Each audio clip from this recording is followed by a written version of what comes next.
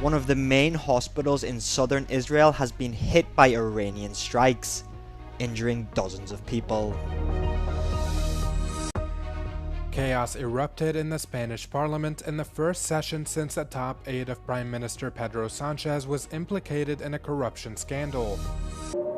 One of Israel's main hospitals has been directly hit by Iranian missiles.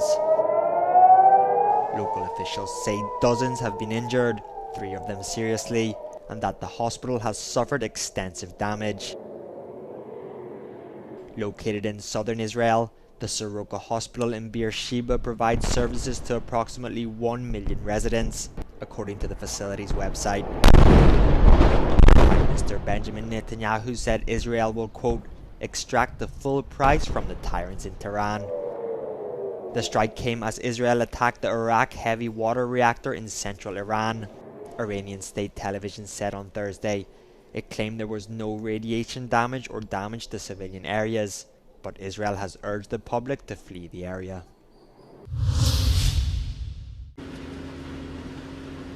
The death toll of Russia's latest attack on Kiev rose to 28 on Wednesday, as rescuers continue to pull more bodies from the rubble of an apartment building demolished by a Russian missile. Authorities said 23 of those killed were inside the building, which took a direct hit and collapsed. The remaining 5 died elsewhere in the city. It was the deadliest attack on Ukraine's capital this year. Ukraine's interior minister said that search and rescue operations lasted over 39 hours, involving 400 rescuers. Russia fired over 440 drones and 32 missiles into Ukraine overnight into Tuesday in an almost 9-hour-long attack primarily targeting Kiev.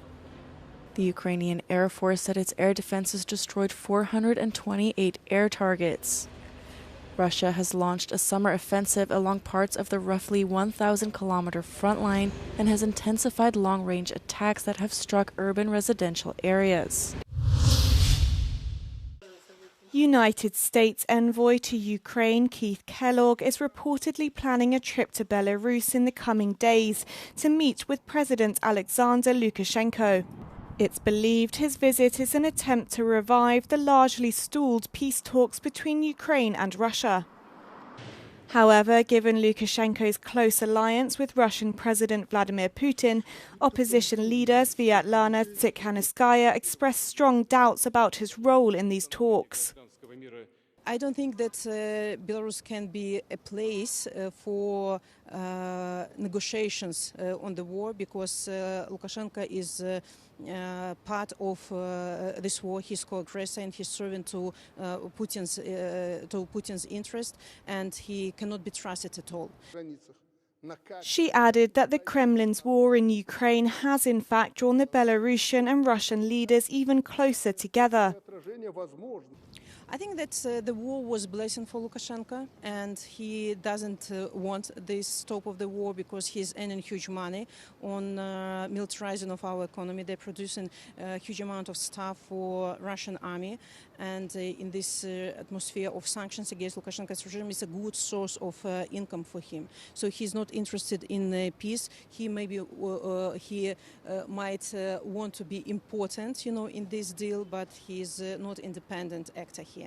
If the visit takes place, Kellogg would be the highest-ranking American official to travel to Belarus in some years. Chaos erupted in the Spanish parliament in its first session since Prime Minister Pedro Sanchez's top aide was implicated in a corruption scandal. The chaos was orchestrated by far-right Vox Party leader Santiago Abascal, who called Sanchez indecent, corrupt, and a traitor before quickly leaving the chamber. Last week, Spanish police released audio recordings which confirmed that Santos Cerdán was involved in a scheme which saw him take kickbacks in return for public work contracts. Cerdán, who was the number 3 in command in Sanchez's Socialist Workers' Party, denied any wrongdoing and resigned from his post. Spanish lawmakers demanded Sanchez's resignation as they continued to press the premier to call for snap elections. Sanchez, however, deployed a more offensive tactic in a dramatic shift from last week's apologetic tone. The Spanish leader referenced corruption cases involving other parties in a bid to undermine their standing. Sanchez referenced the Gürtel case where hundreds of opposition People's Party officers were implicated in corruption allegations, including bribery, money laundering, and tax fraud. Sanchez noted that his party actively addresses corruption issues as soon as they surface, while accusing the PP and Vox of covering them up. PP leader Alberto Núñez Feijóo accused Sanchez of attempting to act like a victim as he slammed him for being deeply entrenched in corruption. He also blasted Sanchez for not calling for snap elections, as he claimed the Spanish premier knows he'd lose.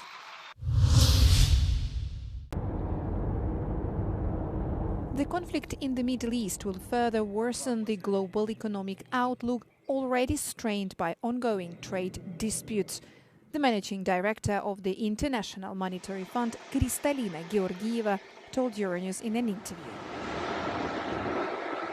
What we witness now is more turbulence in the Middle East, which adds to uncertainty and therefore bad for business.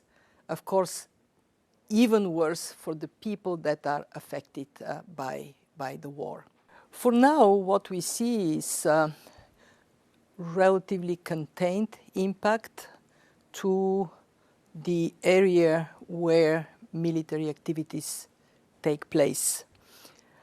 But there is push of oil prices up, now at around $75 a barrel. And we don't know what would be the longevity of this conflict. Neither we know whether there would be spillovers beyond the affected countries. Since Donald Trump's return to power as leader of the world's largest economy, international trade has been disrupted by a wave of tariffs imposed by the US administration on its global partners. Negotiations are currently underway with the EU, which currently faces tariffs of 50% on steel and aluminium, 25% on cars, and 10% on all its exports to the US.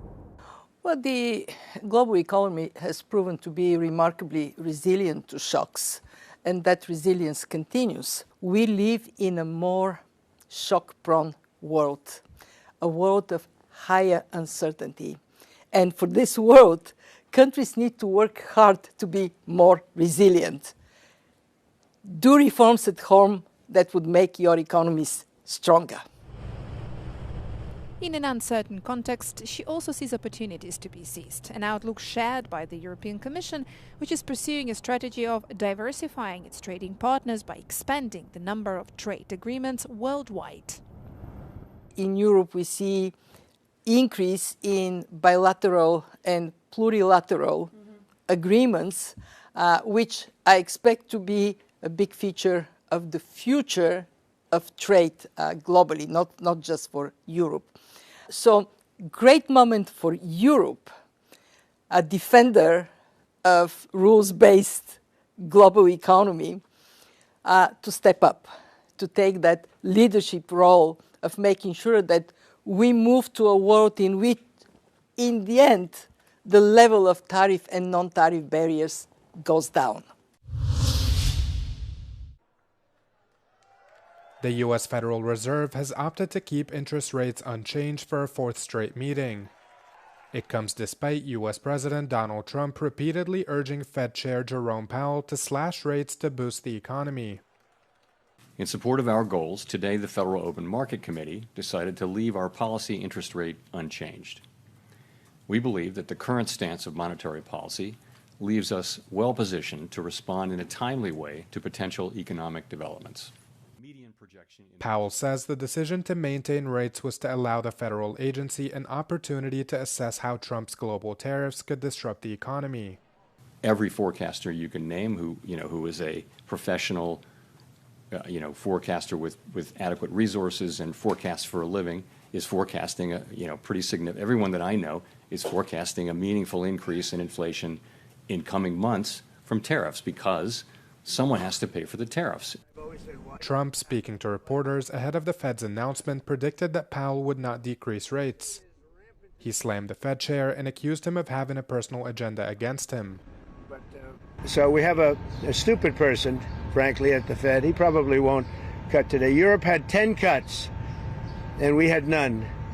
And I guess he's a political guy. I don't know. He's a political guy who's not a smart person, but he's costing the country a fortune. I think he hates me, but that's okay. You know, he should. He should. I call him every name in the book, trying to get him to do something. The Federal Reserve foresees inflation, which currently sits at around 2.1%, spiking to 3% by the end of the year. They also expect a modest increase in unemployment, as well as growth slowing from 2.5% last year to around 1.4%.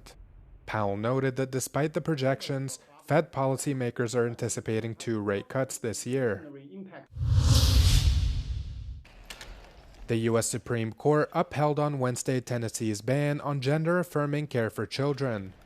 The justices ruled 6-3 that the 2023 law restricting minors' access to treatments such as puberty blockers was not discrimination. Chief Justice John Roberts wrote that the ruling does not violate the Constitution's Equal Protection Clause, which requires the government to treat similarly situated people the same. The 3 liberal judges on the panel denounced the ruling, arguing that it may have profound impacts. Justice Sonia Sotomayor stressed that the ruling effectively abandons trans children and their families to political whims.